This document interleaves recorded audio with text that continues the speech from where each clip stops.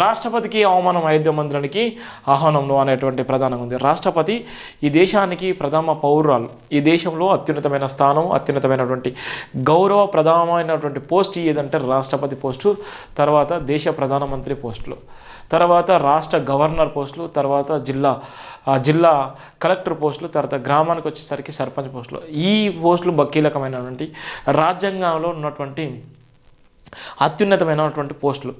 రాష్ట్రపతి గారికి ఈ దేశాన్ని పరిపాలించేటువంటి రాష్ట్రపతి గారికి ఇలా రామ మందిరానికి, ఏ అయితే రామ మందిరం ఉందో ఉత్తరప్రదేశ్లో కట్టేటువంటి రామ మందిరానికి ఆమెకు ఎలాంటి ఆహ్వానం లేదు.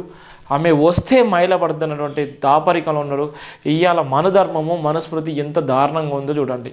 ఒక పక్కన టెక్నాలజీ పెరిగింది, ఒక పక్కన రాజ్యాంగ విలువలు పెరిగినాయి, ఒక పక్కన రాజ్యాంగ హక్కులను కాలరాసేటువంటి ప్రభుత్వాలను ఈరోజు దేవుళ్ళను తెరపైకి తీసుకొచ్చి దేవుళ్ళ వల్లనే ఈ సమాజం అంతా బతుకుతుంది, రాజ్యాంగం ఎక్కడ కూడా పనిచేయట్లేదు, దేవుళ్ళే ఈ సమాజానికి మేల్కొల్పేటువంటి పరిస్థితి ఉందని చెప్పి ప్రచారం చేసేటువంటి నాయకులు, దయచేసి మీకు విన్నవించేది ఒకటే, ఇవాళ మనుషుల్లాగా ప్రేమించండి, మనుషుల్లాగా ఆదరించండి.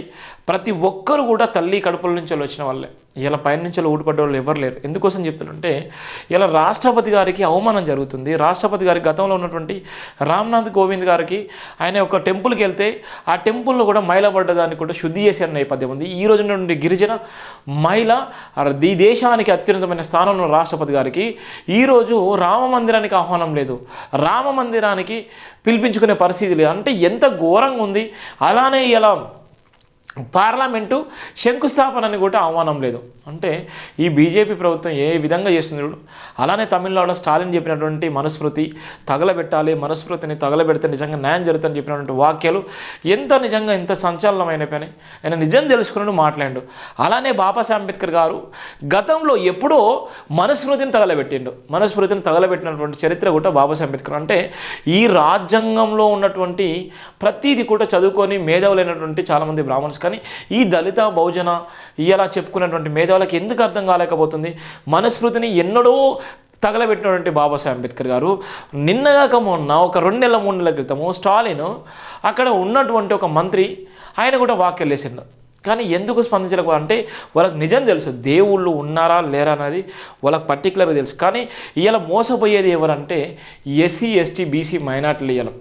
ఇవాళ ఎస్సీ ఎస్టీ బీసీ మైనార్టీలు దేవుళ్ళు ఉన్నారే, దేవుళ్ళే ప్రపంచాన్ని మార్చేస్తున్నారు, దేవుళ్ళే ఈ రాజ్యాంగాన్ని రాసి, దేవుళ్ళు లేకపోతే మన బతుకులు లేవని చెప్తున్నాం. కానీ భారత రాజ్యాంగం లేకపోతే మన బతుకులు లేవు, భారత రాజ్యాంగమే లేకపోతే మన జీవితాలు లేవు. ఏదైతే క్యాలెండర్లో 2023 అనే డేట్ పోయి 2024 అనే డేట్ మారుతుంది. అలానే ఆదివారం, సోమవారం, మంగళవారం, బుధవారం, గురువారం, శుక్రవారం, శనివారం అని ఇది ఎప్పటికీ ఇలానే ఉంటుంది. కానీ డేట్లు మారితే తప్ప మన బతుకులు మారాయి, రాసి పెట్టుకోండి. ఇలా రాష్ట్రపతి గారికి ఇలా ఆహ్వానం లేదు.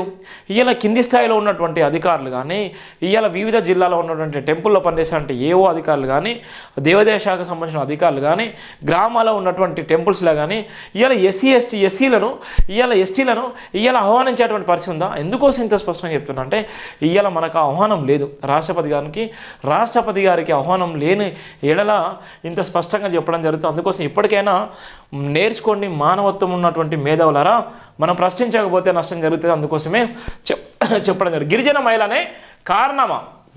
మహిళనే కారణమా ఉత్తరప్రదేశ్లోని అయోధ్యలో నిర్మించిన రామ మందిర ప్రారంభోత్సవం జనవరి 22, 2024 జరగనుంది. ప్రారంభోత్సవం రోజున రామ మందిరం యొక్క గర్భగుడిలో పూజలు మరియు ఆచారాల ద్వారా రామ్లాల ప్రతిష్టాంబన జరుగుతుంది. దీనికి సంబంధించిన తాజాగా ఓ వార్త బయటకు వచ్చింది. దీంతో ప్రారంభోత్సవం రోజున కేవలం 5 మాత్రమే గర్భగుడిలోకి అనుమతించినట్లు సమాచారం. రామ మందిరంలో రామ్లాల ప్రతిష్టాపన కార్యక్రమంలో ప్రధాని నరేంద్ర మోదీ సహా 5 పాల్గొన్నారు. ఆ రోజున రామ్లాల విగ్రహానికి ప్రధాని నరేంద్ర మోదీ కాళ్లకు గంతలు తొలగించి సమయంలో గర్భగుడి వద్ద మోదీతో పాటు 4 ప్రముఖులు హాజరవుతారని వార్తలు వచ్చాయి. ప్రధానితో పాటు ఉత్తరప్రదేశ్ గవర్నర్ ఆనంది. ఇప్పుడు ఎంత దారుణంగా ఉందో. ఉత్తరప్రదేశ్ బేన్ పటేల్, ఆర్ఎస్ఎస్ చీఫ్ మోహన్ భగవత్, ఉత్తరప్రదేశ్ ముఖ్యమంత్రి యోగి ఆదిత్యనాథ్, రామ మందిర ప్రధాన పూజారి సత్యేంద్ర మాత్రమే హాజరు కానున్నారు. అలాగే ఈ సందర్భంలో గర్భగుడిని తెరతో కప్పినట్లు సమాచారం. దేశ ప్రధాన పౌరులుగా గుర్తింపు తెచ్చుకున్న రాష్ట్రపతి ద్రౌపది ముర్ముని తప్పించడం ఇప్పుడు మరో వివాదానికి దారితీసింది. ఇది ఇప్పుడు సోషల్ మీడియాలో చర్చనీయాంశంగా మారింది. మే 23న ప్రారంభించబడిన కొత్త పార్లమెంట్ భవనం సెంట్రల్ విజిటర్ ప్రారంభోత్సవం నుండి రాష్ట్రపతి ద్రౌపది ముర్ము కూడా మినహాయించబడ్డారు. ఏదైతే గతంలో ఇప్పుడు కూడా చెప్పాను నేను, ఏదైతే పార్లమెంటు భవనం ఉందో పార్లమెంటు భవనానికి కూడా ఆయనకు ఆహ్వానం లేదు. అది మే 28, 2023న ప్రారంభించినటువంటి కొత్త పార్లమెంటు భవనానికి కూడా ఎలాంటి ఆహ్వానం లేదు ద్రౌపది ముర్ము గారు. ప్రధాని నరేంద్ర మోదీ కేంద్ర ప్రభుత్వ చర్యను ఖండించిన విపక్షాలు ఆ వేడుకలో పాల్గొనలేదు. రాష్ట్రపతి ద్రౌపది ముర్ముని రామమందిరం గర్భగుడిలోకి రానివ్వకుండా చేసిన విధంగానే మరో వివాదం సృష్టించారు. దీనిపై నెటిజన్లు ప్రశ్నిస్తూ మళ్ళీ అధ్యక్షురాలు ద్రౌపది ముర్ముని తప్పించారు. ఆమె గిరిజన వర్గానికి చెందినది కాబట్టి ఆమెపై ఇలా వ్యవహరిస్తున్నారా అని ప్రశ్నించడం మొదలుపెట్టారు. కాగా జనవరి 22న గర్భగుడిలోకి ప్రవేశించనున్న 5 ఆర్ఎస్ఎస్ చీఫ్ మోహన్ భగవత్ కూడా ఉంటారనే వార్తను కొందరు అభ్యంతరం తెలుపుతున్నారు. అది నిజమైతే రాష్ట్రపతి కంటే ఉన్నత స్థానంలో ఉన్నారా, ఆమె మహిళ కాబట్టే లేదా ఆమె గిరిజన సంఘం నుండి వచ్చినందున కేంద్ర ప్రభుత్వం ప్రధాని నరేంద్ర మోదీ సమాధానం చెప్పాలని డిమాండ్ చేసిన ఇది మనకున్నటువంటి తారతమ్యం. దీనికి సమాధానం చెప్పండి. ఓపెన్గా చెప్తున్నాను, ఓపెన్గా ఛాలెంజ్ చేస్తున్నాను. ఈ దేశంలో అత్యున్నతమైనటువంటి ప్రథమ పౌరులు రాష్ట్రపతి గారికి ఆహ్వానం లేకుండా అత్యున్నతమైనటువంటి పార్లమెంటు భవనానికి శంకుస్థాపనకు పిలవలేదు. ఇలా రామ మందిరానికి ప్రపంచానికి సంబంధించి దేశానికి సంబంధించి అది దేశంలో ఉన్నటువంటి అందరికీ సంబంధించినటువంటి రామ మందిరం. ఇలా కుల మత వర్గం భేదం లేకుండా తారతమ్యాలు లేకుండా దేవుడు అనేవారు అందరికీ సంబంధించినటువంటి వ్యక్తి. ఏ కులమైనా ఏ మతమైనా అందరికి సంబంధించినటువంటి వ్యక్తి దేవుడు అనే వ్యక్తులు. ఇలా కొంతమందికే సొంతం కాదు, దేవుడు కొంతమందికే సొంతం చేసి మిగిలిన వాళ్ళను అస్పృశ్యాలుగా చూసి మిగిలిన వాళ్ళ మీద దాడులు చేసే విధంగా, మిగిలిన వాళ్ళ మీద వాళ్ళను భయంకరంగా దోపిడీ చేసే విధంగా, మిగిలిన కులాల మీద ఆధిపత్యం చెలాయించడానికి ఇలాంటి మందిరాలను కట్టేసి ఇవాళ ఎస్సీ వాళ్ళను ఎస్టీ వాళ్ళను భయంకరమైనటువంటి దౌర్జన్యాలకు పూరిగొల్పి ఇవాళ ఇష్టానుసారంగా చేస్తున్నారు. ఇవాళ అక్కడ రామ మందిరంలో గిరిజన మహిళలు పనిచేయట్లేదా, రామ మందిరంలో ఎస్సీ మహిళలు పనిచేయట్లేదా, రామ మందిరాన్ని కట్టడానికి ఎస్సీలు కానీ ఇవాళ ఉన్నటువంటి గిరిజనులు కానీ ఎలాంటి పని చేయలేదా, రామ మందిర నిర్మాణంలో ఇవాళ ఉన్నటువంటి అగ్రకులం సంబంధించిన వ్యక్తులే ఉన్నారా అంటే ఎంత ఘోరం చూడు, ఎంత వివక్షత. అత్యున్నతమైనటువంటి మందిరంలో ఈయన ఒక రాష్ట్రపతి గారికి ఆహ్వానం లేకపోవడం బాధాకరం. ఇది నిజంగా దేశవ్యాప్తంగా ఇది చర్చ జరుగుతుంది. ఈ చర్చ అందరికీ కూడా వైరల్ కావాలి. ఇప్పటికైనా నిజం తెలుసుకోండి. జేఎంఎన్ టీవీ మీకు స్పష్టంగా చెప్తుంది.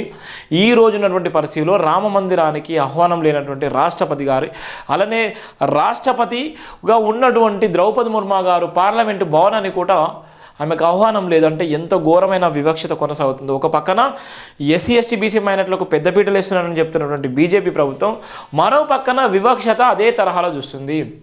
ఒక పక్కన కౌలించుకుంటే గుండెలు కత్తుకునేటువంటి ప్రేమను చూపెడుతూ మరో పక్కన కత్తులతో పొడిచేటువంటి స్వభావం కూడా ఉంది బీజేపీ నాయకులది.